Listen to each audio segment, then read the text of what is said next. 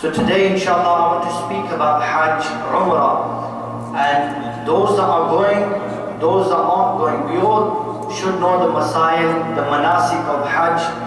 We should read the fadail of Hajj, at least a few books.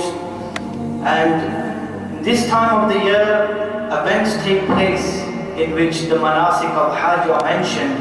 We should attend those gatherings.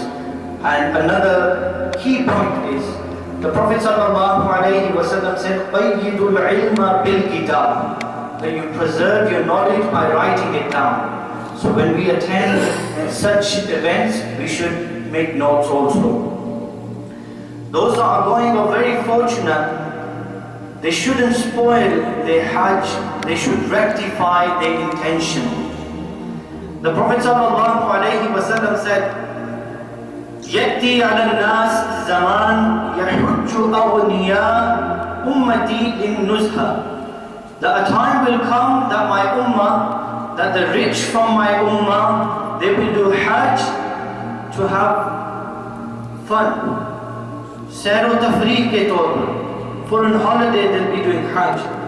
And then he said the middle class they'll go for business purposes. And then the ulama, the qurra, they will go, why? To show off. And the fuqara, the poor, they go to do Hajj, why? To beg.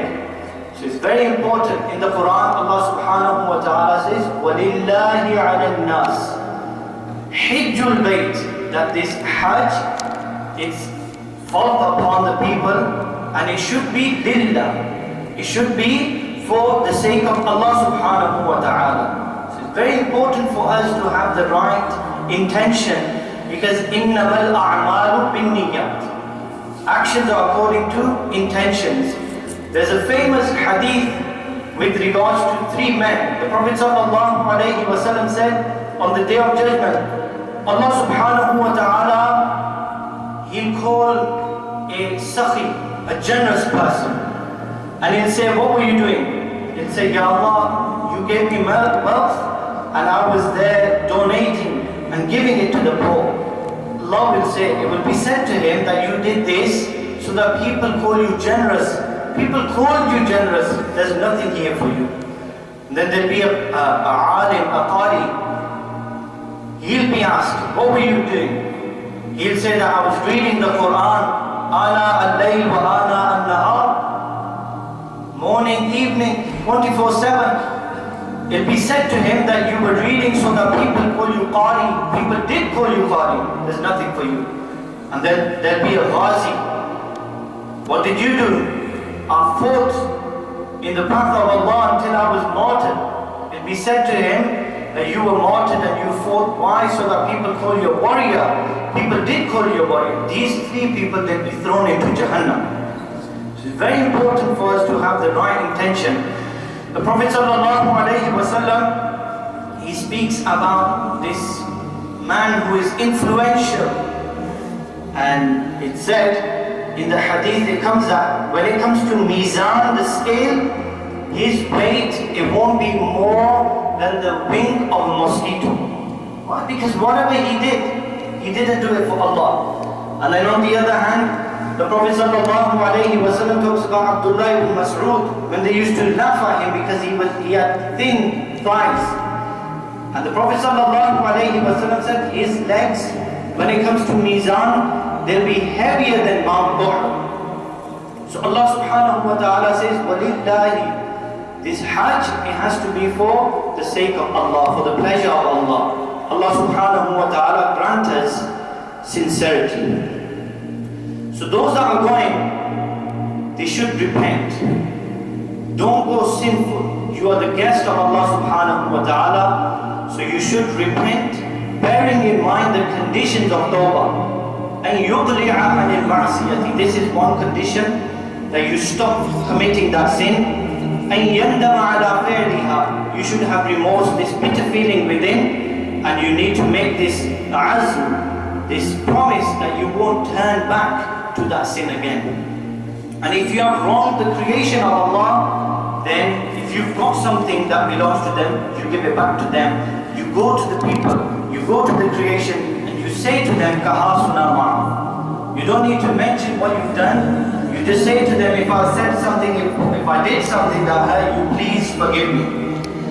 Now before you leave your home to go for Umrah, to go for Hajj, you should do all those things that you can't do once you're in Ihram. So for example, you cut your hair, you cut the hair around your private front and back, you cut your nails, you take a bath, you can use soap, shampoo, you do all this, all these things that you can't use or do once you're in Ihram. You should read 2 rakats with the intention of Salatul Tawbah, Salatul Hajjah. You read 2 rakats if you can in your local masjid, and in the first rakat you read Surah Kafirun, and in the second you recite Surah Ikhlas.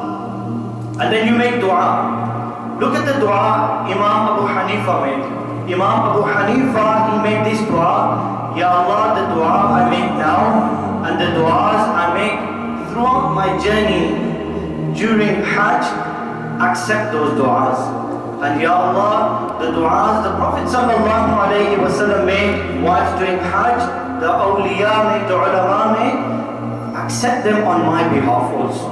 So you make dua, and you leave your home saying Li'ila fi Quraysh, you recite Ayatul Kursi, and you recite the dua Bismillah tawakkaltu ala Allah, and you make dua, Ya Allah, I'm going, get me to my destination safe and sound. Now when you get to the airport, if it's a direct flight, it's better for you to wear your ihram in the airport because the facilities are better than in the aeroplane.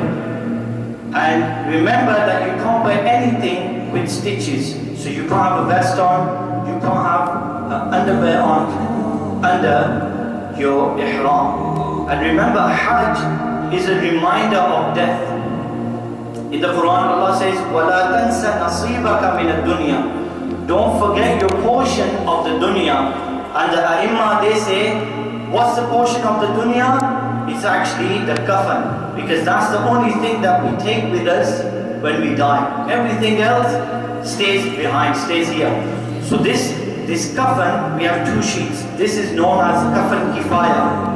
The 3 sheets, that's classed as kafan mukammal. So once you wear your ihram, you aren't in the state of ihram. These are 2 different things.